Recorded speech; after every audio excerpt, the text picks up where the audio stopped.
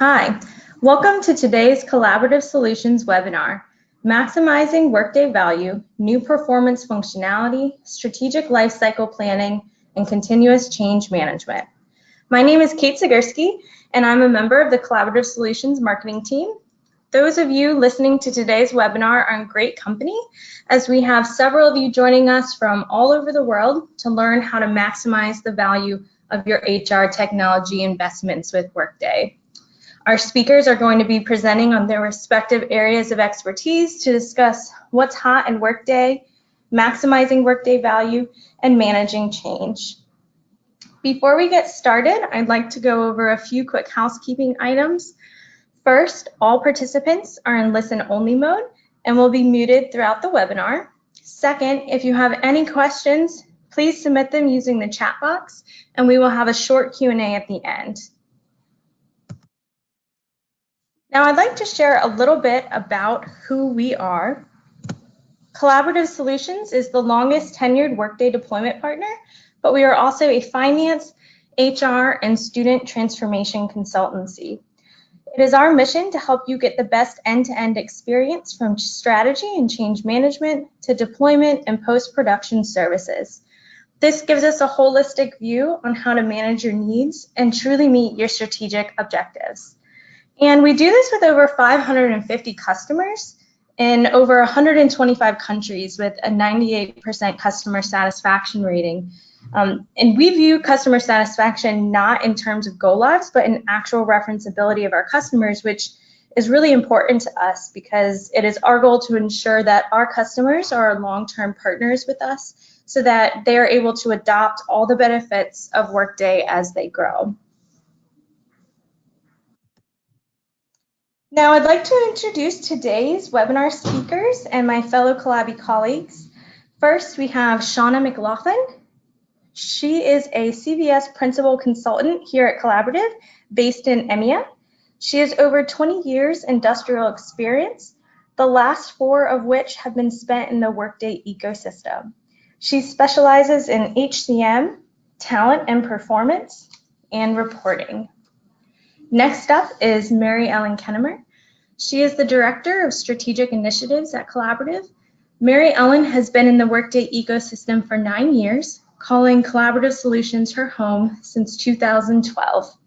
Her background includes HR system strategy, implementation, and support across multiple industries and functional specialties. And lastly, we have Alex Tay. Alex is a director in our organizational change and training practice, focused exclusively on designing and delivering change management programs to Workday customers.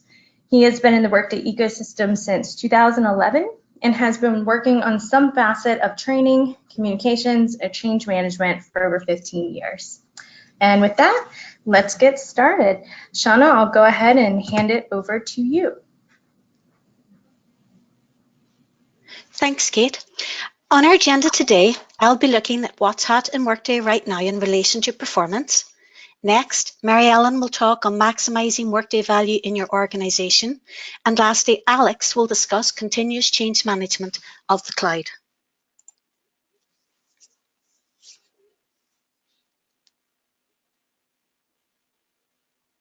So let's look at how Workday is evolving in relation to performance. And let's look at what the current review process currently offers. The overall objective of the review is to award the employee with a rating on how well they have performed over the last 12 months. It gives an opportunity for engagement between the manager and the employee.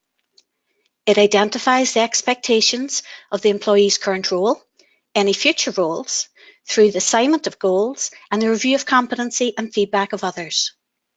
It can also lead to a development plan to allow workers to progress by identifying gaps in that worker's knowledge or experience.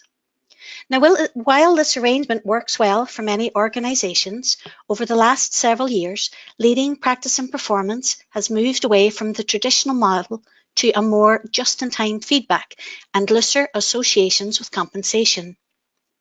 For many reasons, the long-standing practice of developing, then calibrating, performance ratings before tying them to compensation increases led to both real and perceived modifications of ratings to fit compensation budgets, which hurt their effectiveness as a true feedback and development tool. As this trend emerged, some organizations rushed to break the historical ties between performance ratings and compensations, and they did so with varying degrees of success. Many implemented Workday's feedback functionality in addition to or instead of traditional reviews. Despite this, user feedback on Community made it clear that additional means of tracking ongoing discussions in a way more in line with modern leading practices was needed.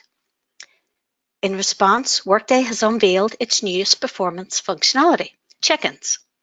This new functionality gives you another tool in your bag to develop the right mix of functional solutions that is the best fit for your organization. So what does this new functionality offer? It provides an opportunity to support or simplify, and in some cases even replace, the current review process by providing a series of informal check-ins between the employee and their managers, moving away from fixed review periods and formal processes. The focus is on career prospects and opportunities for growth within the organization rather than a numerical rating. Check-ins can be scheduled to take place at any time and can occur as often as required. Check-in functionality offers the manager a simple way of capturing what was discussed during each employee's check-in. This new opt-in functionality is task-driven, so there are no business processes to configure to support this functionality. What I like most about check-ins is that the emphasis is on the manager and the employee looking forward rather than looking back over the last 12 months. So let's talk some more about this new functionality. Check-ins are uniquely defined by the check-in date and the participants. Check-ins are initiated by either participant, and typically this would be the employee or the manager. Check-ins consist of a check-in date and a series of topics for discussion. The topics don't need to be identified in advance of the check-in, and these can be created ad hoc. Check-ins can occur as often as required, and there is no current limit to the number of check-ins you can have. Lastly, check-ins can be edited, deleted, or archived at any time by any participant. So on the previous slide, we talked about topics. So what is a topic? A topic is any area for discussions, and in Workday, these consist of 3 sections: the topic subject, shared notes, and private notes. Topic subjects can be created ad hoc or pulled from a predefined list of topic subjects. A shared notes section can record notes which are visible to both manager and employee. And in addition, both manager and employee can record their own private notes on each topic. When existing topics are added to a check-in, all previous shared notes and private notes are carried forward into the check-in. And this allows managers and employees follow-up sessions on previous topics. So what kind of security is needed to implement check-ins? Well, you just need 2 domains, the self-service check-ins and worker data check-ins. And these determine who can create, who can participate, and the new domain also determine who can view your notes shared and taken during the check-in. There are 2 core tasks for check-in: create check-ins and create check-in topics. Create check-ins identifies the participants, adds the dates to plan check-ins, and here you can use your topics. Create check-in topics creates the list of predefined check-in topics that can be pulled in to a check-in. Workday have also given us 2 new data sources for creating our own custom reports, and they've provided 4 new Workday delivered reports to help managers and employees follow the check-in process.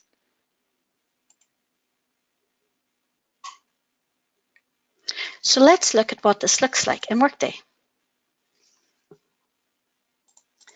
As a manager or an employee, you can run the check-ins report. This will show you any check-in in which you are a participant. For Logan, we can see that she has 1 upcoming check-in with John Chen on May 1st.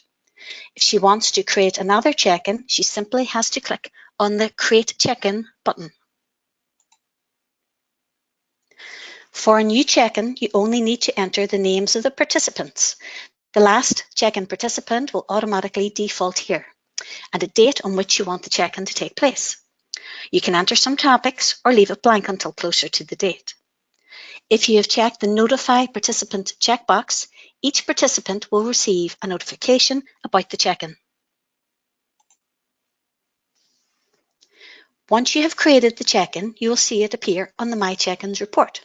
As Logan is a participant, she can both edit and delete this check-in. If at any point you want to edit the check-in, you can run the Edit Check-in task from the search bar or click the Edit button from the list on the My Check-ins report. When you edit a check-in, you can change the planned date for the check-in, add any topics, and add any shared or private notes. As we've mentioned, check-ins consist of a series of topics. These topics can be created as hoc or pulled from a library of predefined check-in topics. If, as a manager, you'd like to see the library of all the check-in topics created for your organization, you simply run the Check-in Topics report. If you'd like to create a new library topic, just run the Create Check-in topic. Enter the name of the participants who you want this topic to apply to. For instance, it may be all employees in a specific department. Then enter the name for your new topic. Once created, this topic can be pulled into any check-in for any of the named participants, and this will also appear on the Check-in Topics report on the previous slide. As a manager, you can run the View Check-ins report. This will show you any check-ins for your workers. If you're not a participant in the check-in, you will only be able to view the check-in and any shared comments. However, if you are a participant, you can edit the check-in. In this example, Rachel is John's manager. Rachel has created the third check-in and she can see and edit and delete the check-in. As an employee, John can also run the My Check-ins report. Again, he will see any check-ins in which he is a participant. For John, we can see that he is edit-only mode, as he did not create any of the check-ins in which he is the participant. I hope this gave you an overall picture of the new check-in functionality. And before I finish, I'll run through some of our commonly used tips and tricks. So these are some of my commonly used tips and tricks when creating performance and review templates. Keeping it short and simple. By keeping your template short and simple not only makes the process easier to maintain, but it also has shown a better adoption rate by users. Be conscious of your rating scale. The use of the same rating scale across review sections provides a consistent rating axis across time for trending reports. Reusing current templates. If a new population of workers requires a review event after the performance event has already been run, you can reuse the existing template by editing the eligibility rules to include this new population. And lastly, section types. These must always be the same if you want to allow content to flow from one template to the next. Now let me pass you over to Mary Ellen. Thank you, Shauna. That looks like some really exciting functionality, and I'm sure it's got a number of folks on the call thinking about where they might want to go with that. My name is Mary Ellen Kennemer, and I'm in our strategy group here at Collaborative. We provide services for customers throughout the entire customer lifecycle. As you know, going live is a really big deal, but it really just marks the beginning of your Workday journey. Today, I'm here to discuss strategy specifically as it applies to customers that are live in production. We typically call these phases sustain, assess, and mature and evolve. You can see them highlighted on your screen in yellow. And we're going to talk today about what services Collaborative offers and what we recommend to companies that are in this stage of their Workday lifecycle to gain the most value out of their Workday investment. When we think about maximizing your value, what are the biggest inhibitors that companies see to realizing their maximum value from Workday? We found that it comes down to not having a clear picture of what success in Workday really means to the organization after you go live. In a project, it's very easy to define success. Sometimes that's not so easy once we're in production. There can be no clearly defined governance model at some organizations for their production support and decision making. That's a huge inhibitor of success. Some also find that they have a lack of a roadmap, or they've failed to mesh their Workday roadmap with their HR or their finance strategic roadmap. Also, maybe they did mesh them at some point, but they've gotten out of sync because HR and finance's roadmaps have a tendency to change as business conditions change. And so maybe those roadmaps haven't stayed in sync. There can also be challenges with service delivery or operating model. What it takes to manage the care and feeding of Workday is pretty different from what it took to manage the care and feeding of your legacy system.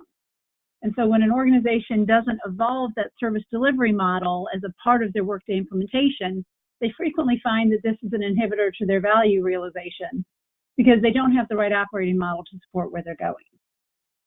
How did we come to understand that these are the biggest inhibitors? Honestly, our customers have told us. They've come to us with challenges like this over the last several years. Things that you see on this green notepad here, we've heard we have low user adoption, low executive engagement. We're not getting to use our new functionality, or we're not evolving with the business. It's all we can do to keep up with the day-to-day demands. We're not able to take advantage of the cool new stuff.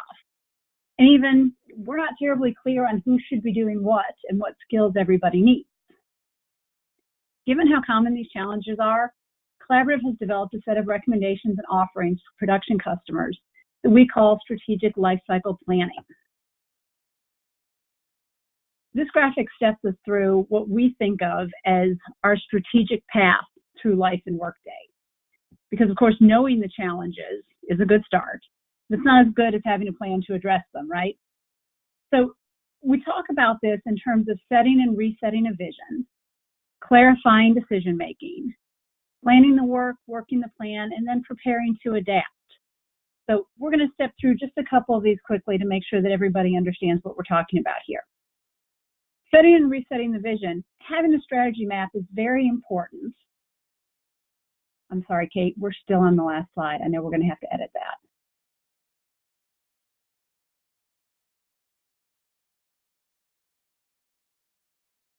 Thank you. Having a strategy map is very important because if you don't understand where you want to go, it's really hard to make good strategic decisions about how you're going to tackle getting there. Also, when we talk about seeing value from your organization, for your organization, you need to understand what value looks like to your various stakeholders. Once you understand where you want to go, having a production governance model is really critical because we can't move forward to having a strategic roadmap if we don't know who has what decision-making authority. We don't understand how our stakeholder groups are going to work together. And most importantly, maybe, we don't understand how all the various stakeholder groups are going to get their voices heard in the organization around what they want to see out of their Workday system. Planning the work, you have Workday updates. You have strategic business changes that come up. We have a lot of things that you want to align with when you're developing your strategic roadmap. So this is a key step to make sure that you have a plan for what work you're going to roll out over time. Working the plan, things change. You're going to enact your roadmap goals. You're also going to consider what new functionality you uptake. You may have phase X projects. You may go through process optimization. Most of these things are the things that you are going to have on your strategic roadmap, and you're going to set about trying to execute them. But then we've got our last section here, preparing to adapt. The business world can throw you curves. You get a new change in organizational leadership, new CEO, a new CHRO. Organizations combine and diverge every day. M&As happen, divestitures happen, legislative changes happen. Any number of these things can disrupt what you had on your strategic roadmap.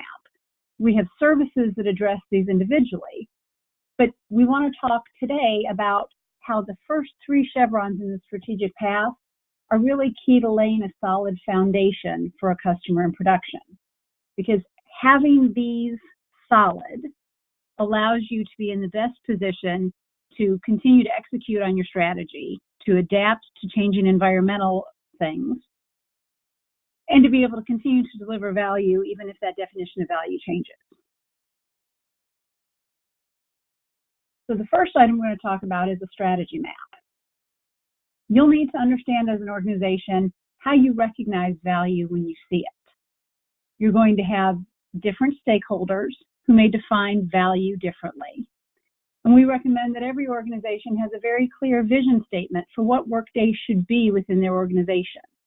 What are the guiding principles that are going to define the way you develop, grow, build your Workday system? What goals do you have in place for how the organization is going to get value out of Workday?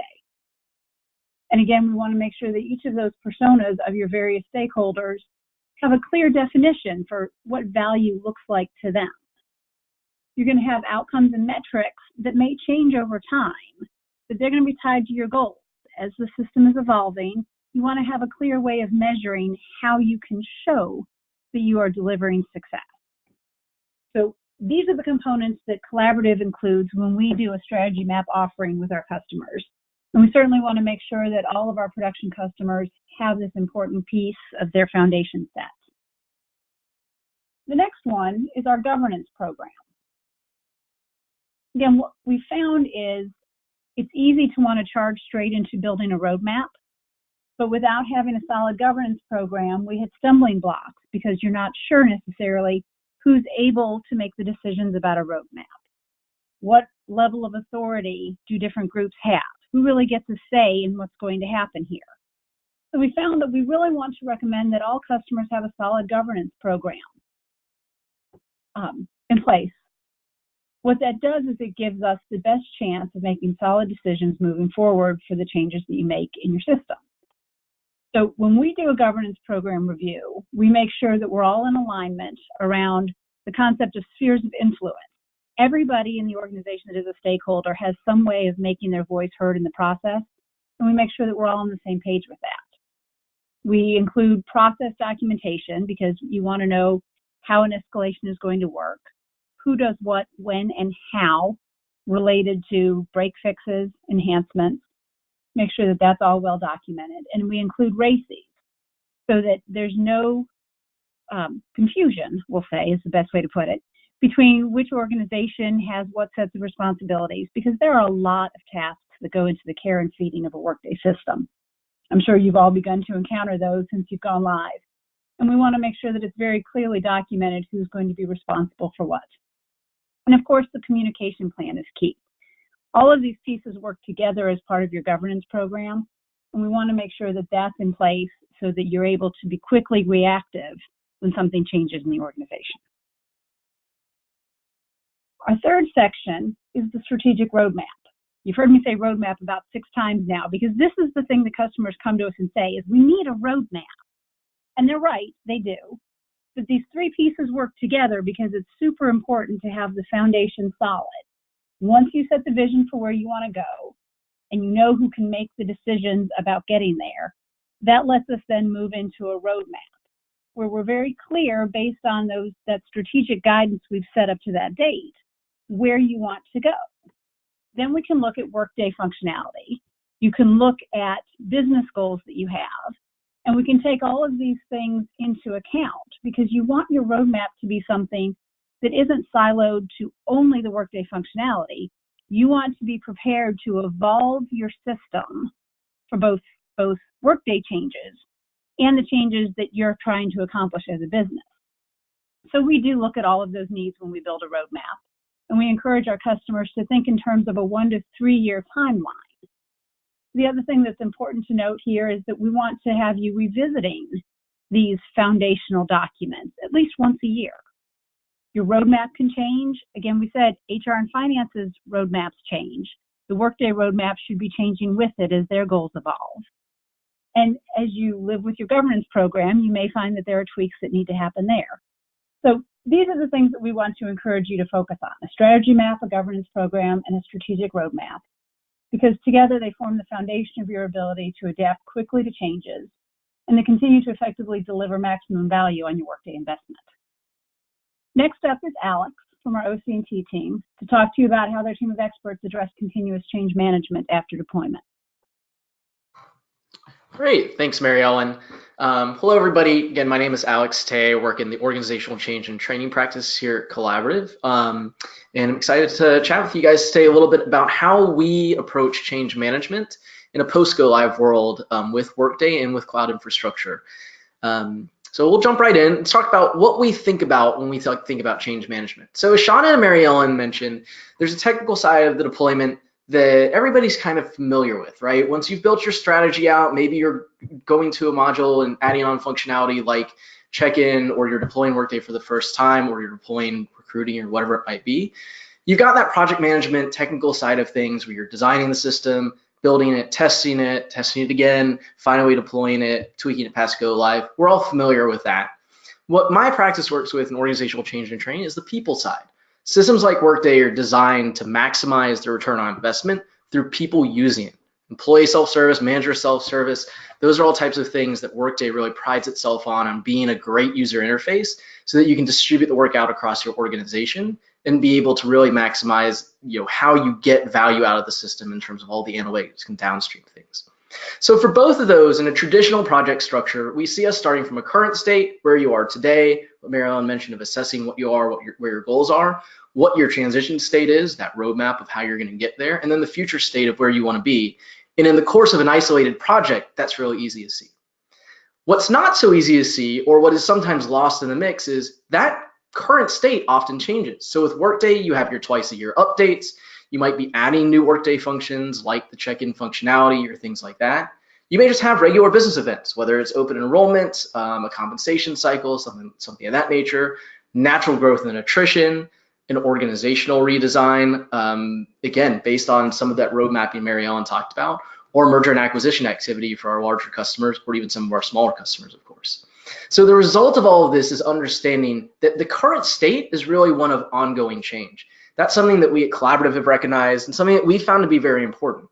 The other thing that we recognize and why we've invested very heavily in change management in our organization is we've looked at the research out there in the world. There's an organization called ProSci that provides us some best practices and research around change management. Their statistic on their research, when they looked at all the projects that they evaluated, how much change management they had, resources dedicated to it, strength of the program, those projects that had really strong change management programs were 6 times more likely to succeed than those without. That's a huge number. That's a huge difference in the success rate. And that's why Collaborative has chosen to really focus heavily on change management for our customers in the Workday world. So how have we done that? How have we built our practice and our approach to change management? Well, first, we brought it all in-house. We think that this is so important that my entire team, the team that I work with, we're all in-house. We all work for Collaborative, and all we do are Workday projects. So we're not trying to spread our change management expertise across multiple systems, across different projects and things like that. We are dedicated to Workday. We're dedicated to Collaborative. That's all that we do. That allows us to focus on a couple of areas as well. It allows us to be Workday certified so that we have a deep understanding of the system, and we'll talk a little bit about how that plays out later. We're also, I mentioned the ProSci organization, we're also able to train and certify all of our resources in ProSci. And we've used those two things, expertise in Workday and expertise in the leading change management methodology, to combine an approach into change management for Workday that's specifically suited for Workday and other cloud systems. So what does that approach actually look like for folks that are already live on a system like Workday? There's 2 traditional models for this. So I mentioned some of those business changes, adding new functionality, adding new modules, maybe bringing in a new region or new portion of the organization. That's what you'll see on the right side of the screen here of that full service phase X deployment. So it could be phase 2, 3, 4, 5, whatever it might be. This is where you're going through a formal project structure. You're still going to go through that plan and architect and configure and test cycle to bring that new region or that new functionality on board. And in that, we'll make some minor tweaks knowing that you're already live, but we'll apply a standard methodology to it. And that's what we encourage our customers to do as well if they're managing change management in-house, is really think about how have you been successful with change management before? How do you need to adjust that, just understanding where your organization's coming from with existing familiarity. And then that'll roll out across a very traditional project structure in that full service phase X structure. The other thing that we'll work with customers a lot on, or that customers will find a need for, is what we call just lean on support or business as usual support. So this is where customers really just they're not really implementing anything new, they're not making any big changes to their deployment, but there's just a couple little pain points here and there that they want to address. And sometimes that'll be targeted communications, extra training materials, things where they've maybe just heard from their workforce, hey, there's a couple things here and there that are gaps in our knowledge or gaps in our expertise or usage. Looking at adoption metrics is a big thing here. And they'll want to dive in here and there to little targeted things. I've had some customers tell me, we really feel like we should have a better plan for this, and we're just addressing these little tiny things. While I'd agree that it's helpful to have a plan, also note there's nothing wrong with targeting those little pain points. You're addressing a problem and you're trying to correct for it, and that's absolutely something that's part of sustainability and statement plan and change management. So some of the things that we'll often see in that business as usual support, sometimes there's assessments built into that. Again, those training, communications, and materials. Sometimes part of the targeting might be to say, we actually don't know what's going on. Let's talk to somebody like Mary Ellen. Let's build a strategy map. Let's figure out what that roadmap is going to be. There's one thing I want to highlight here. You see bolded under training as well. And this is one of the things that our customers find really useful. And some customers, especially if you've been live on Workday for a while before this functionality was available, it sometimes gets lost in the mix. And that's Workday's own native functionality, their in-system guidance like help text and guided tours. So if you're not familiar with this, again, either because you've had Workday a really long time or you're really new on Workday and you're still learning all of its ins and outs, help text and guided tours, and we'll take a look at the screenshot, is in-system, in the Workday system itself to guide people on how to use a process, how to complete the different fields and things like that in there to be able to really look at it. So if we go forward, you guys will see a screenshot of this. And again, right there in the system, being able to see it in front of people. From a customer perspective, this is absolutely something so many of our customers find useful. They might have just not maximized it. Maybe a little bit of help text was built in at the beginning, but we need to beef that up a little bit more. Sometimes it's updating the links so they're going to switch intranets from SharePoint to Box.com or something, and you point them in a new direction. So this is a very common thing that we'll see with customers to just revisit. It's often a low effort investment. Of course, it's something collaborative can help with, but it's also something from a customer side that I would encourage you guys to look at and look at periodically. Mary Ellen mentioned revisiting your roadmap and your strategy once a year. This is something where we would actually recommend with every one of those twice-a-year Workday updates as part of your regression testing, as part of your cycle of pulling those updates in. Take a look at these things. Make sure they're accurate, they're easy, they're quick to fix, and they provide a lot of value to users in the system. So those are our traditional methods of the full deployment service and then those business as usual lean-on services. What we found when talking to customers was there's sometimes also a need for a change management approach. It's a little bit in between. So it's not a full deployment in that we don't have like a structured project going on, but it's something a little bit more than just those targeted laser shots to different pain points. So what we've created is an evaluate and enhance program that we'll take to customers, or the customers can sometimes execute something like this on their own, right? And it's really looking at a point in time renewal of your Workday deployment. That doesn't mean new functionality. It means really taking stock of where you are. So we'll hear customers all the time that says, you know what, we've got all the functionality, we've got all the processes and works. Technically, our Workday deployment is sound. So we don't need a new project to aim at things, but we're not seeing people use the system. And we've tried some communications, we've tried some training tools, and it really hasn't hit the mark and really moved the needle in terms of how our people are using the system. So what we would recommend in those cases is utilizing a suite of assessments, understanding, just asking your people, where are they coming from? What are they doing? Using some of that great reporting functionality in Workday to understand, is it certain groups that aren't using the system? Is it certain regions, things like that? Sometimes there's language barriers, whatever it might be, and then use that to build your change management roadmap.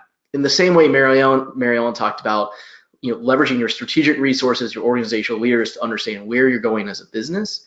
This is an opportunity to build a roadmap for where you need to go from a user adoption and change management perspective.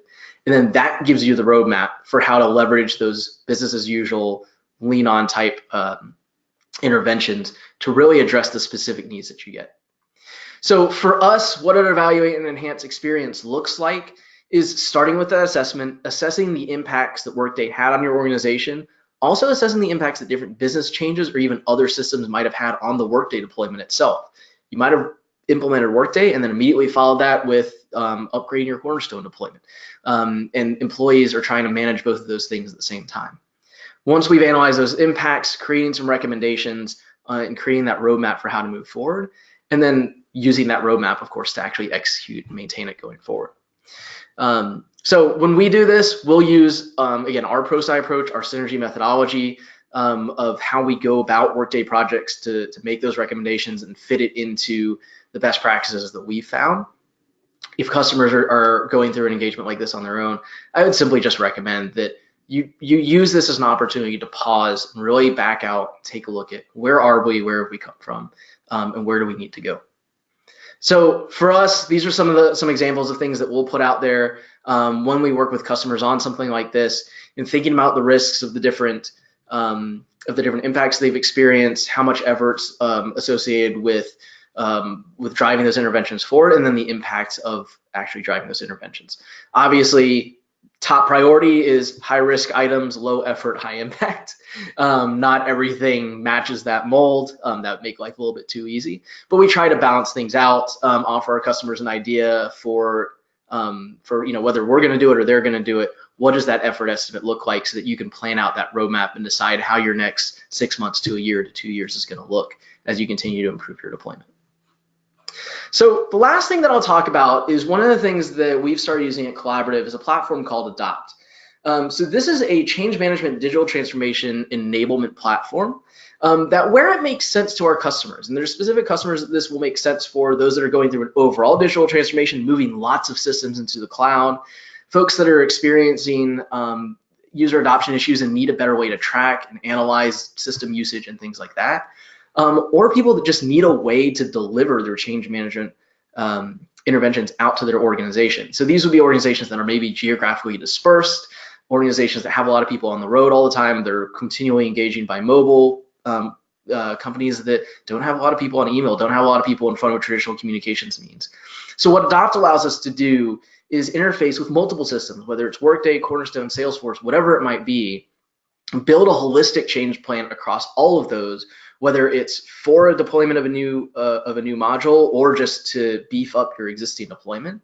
And then as we build all of those different change management programs and change management activities that are in there, we'll actually use a platform, Adopt as a platform, to deploy those out there. This will become the place where you house your training materials. This will become the place where your communications are distributed, and it becomes a place for that tier 0 support across all your organization. So it's one place for your workforce to go to for everything they need.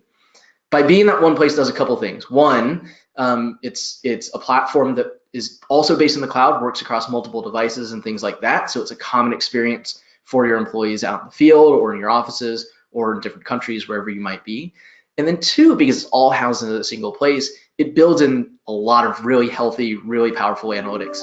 So you can really take a look at and see, okay, I deployed this communications activity out, I deployed this training intervention out because I realized that people were having issues in this place. And you'll get some graphs like you'll see on the next slide of really how did people consume those? Did people actually use those? Did they not? Are they just ignoring them? What have you? Are people in certain regions, certain offices on mobile or not using them more than others?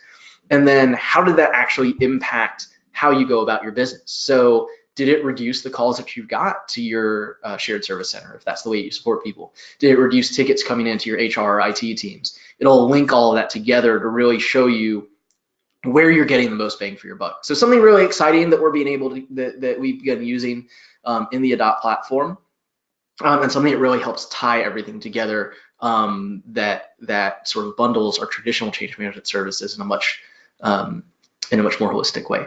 So that's how Collaborative manages change management for the cloud and change management as an ongoing process in the cloud.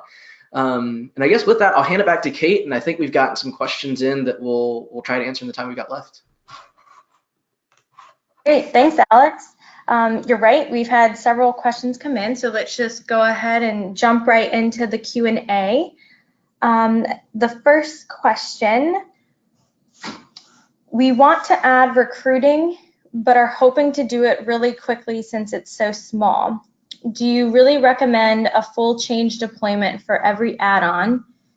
is there a scaled down approach that works better for these small modules? And I believe that will go to you, Alex.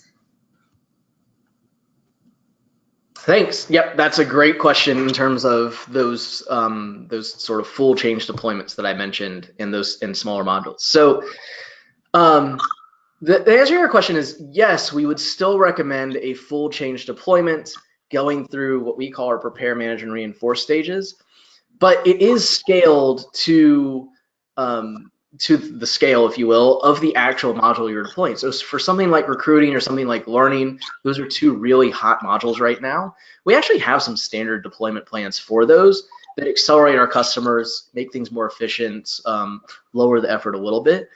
It does still involve really understanding your audience. There's some different audiences for recruiting than there are for a core HCM or a core financials deployment. There's some different ways that recruiters, hiring managers, candidates interface with the system than without. So we still want to understand those audiences, but we kind of know where they are. We kind of know generally how recruiting works inside Workday. And so it's not having to do a full assessment across the whole breadth of your HR deployment. It's really targeted in there. So going through the steps, yes, absolutely, we would recommend still going through it because that's the methodology we found to be successful. And it's sometimes almost more of a gut check of, yep, we understand our workforce, we're doing it the right way, we're thinking about it. It doesn't really take that long, and it is a scaled back effort. There are also efforts that we've seen that really kind of get in there, and we're just kind of we've just got to get this out there really, really quickly. We've done those as well. They've been successful. I will say they generally haven't been as powerful as if you've done that targeted assessment beforehand. But it is still an option to be successful in those limited deployments. Great, thanks, Alex. The next question is for Shauna. Would you recommend that a company who is doing traditional performance reviews get rid of them and replace it with check-ins? Thanks, Kate. Well, we certainly wouldn't make a blanket recommendation without more information from the customer. And for many customers, there are real benefits to traditional reviews that they wouldn't want to give up.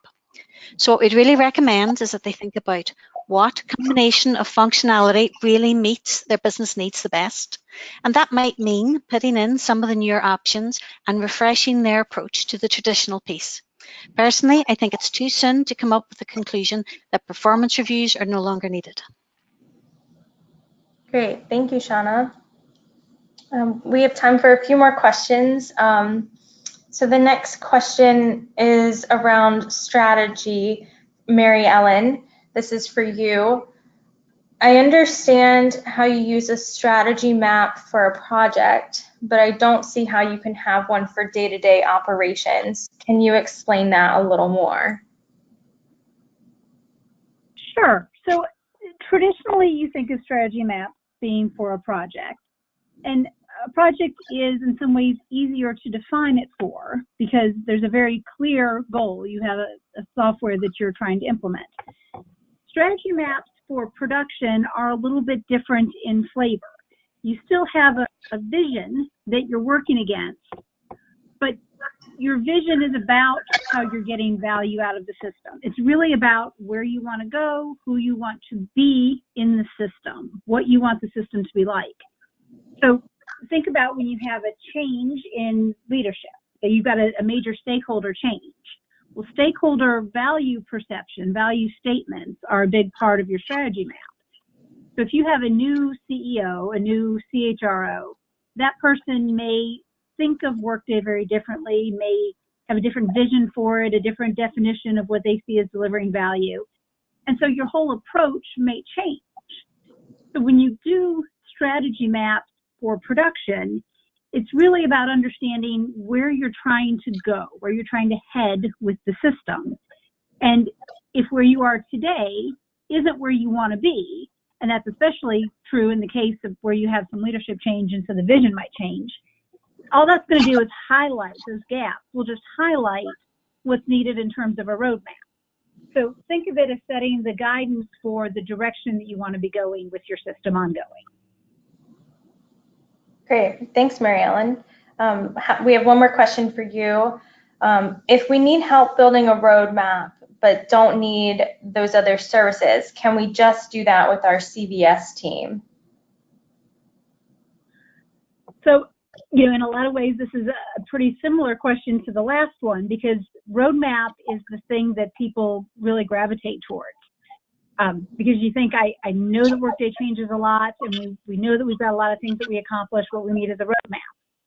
And you do absolutely need a roadmap. And I think what I'd say to that is, if you have tackled those other precursors internally, if you already have a vision for where you want to be, you've got that strategy in mind, you know who can make your decisions about the things that go into a roadmap, you certainly can do that by itself. I don't want to say in isolation, but you can do that as a freestanding activity if you've already tackled those other things. But I would strongly encourage you, before you undergo that activity, to make sure, whether you do it with us or you do it yourself, that you have tackled those other questions, because they're the feeders that really play into what your roadmap is going to look like. Thanks, Mary Ellen. And we have time for one more question. We're really struggling to get some of our users to dive into Workday and use it as designed. What quick solutions or best practices can you recommend to get ahead of this without spending time on a big assessment? Alex, can you speak to this? Yeah, that's a great question and a really common question. So without spending a lot of time and obviously a lot of money on a big deep dive assessment, totally understand it. I would say that when we get that question, there's always still a recommendation that we do some assessment. So a quick survey, even quickly like walking around the office and chatting with people. We want to understand why people aren't using it. And even just that really quick sample, even across the space of a couple days, will really help us or help you understand where those users are coming from and why they're not gravitating towards Workday, why they're not using it. From there, then we look at some of those sort of laser target interventions that I talked about earlier. It often is sometimes things like they just don't know how to use the system. And so building things like that in-system guidance, pointing them to more training materials, things like that are out there. Some people aren't motivated to use the system. So talking about a what's in it for me message, right? How you're empowering managers, if that's part of one of the goals of deploying Workday, something of that nature. Quite honestly, we've even found customers where it hasn't been a change management issue. It's been a technical issue, and that's nothing against anybody's technical teams. But there have been customers we've gone to, and we talk to people, and they say, hey, we actually really want to use Workday, but every time I go in there, it just like spins around forever, and it ended up being nobody's really fault, but an issue maybe with like an authentication server or something like that that they were using for single sign-on. So whatever it might be, I would still recommend not a heavy assessment, not a really in-depth, super intensive assessment, but just asking the questions to those users and being upfront with them and saying, hey, we ran the reports. We've seen that these areas aren't using the system as we've designed it. We want to know what's getting in the way. That'll allow us to build those really super targeted interventions and things to really directly address the problem. The alternative to that is sort of doing a kind of spread over everything approach, where we're putting out a few communications here and maybe beefing up some training materials here, doing some sponsorship messages over there. That can be done as well. Quite honestly, I actually find the net effort to be lower when we instead do a really minimal assessment up front, and then we're able to target it and say, we really need sponsorship messages, we don't really need training materials. Thanks, Alex. Yep. And thank you to Shauna and Mary Ellen as well. This has been a wonderful presentation, and just being conscious of the time. If we haven't gotten a chance to answer your questions, we'll follow up with you by email shortly. Additionally, we will follow up with an email this week to share a link to today's presentation. Thank you and have a great day.